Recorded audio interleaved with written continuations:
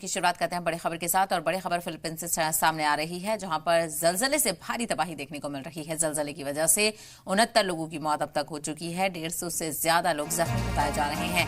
जलजले से तबाही के बाद रेस्क्यू ऑपरेशन भी जारी है। तो फिलीपींस में जबरदस्त जलजले के झटके महसूस किए गए और अभी भी नुकसान का अंदेशा लगातार लगाया जा रहा है।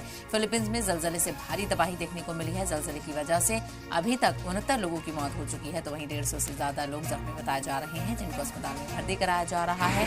इसके अलावा जलजले से तबाही के बाद रेस्क्यू ऑपरेशन भी जारी है। तो जबरदस्त जलजला देखा गया था, हर कोई सदमे में था और जलजले के बाद से आफ्टर शॉक की भी बात कही जा रही है, क्योंकि जलजला काफी जबरदस्त था और लोगों में डर का माहौल है। तो वहीं इस जलजले के बाद से फिलीपींस में भारी तबाही का मंजर देखा गया है। 150 से ज्यादा लोग जख्मी हैं, जिनका इलाज अलग अलग अस्पतालों में जारी है।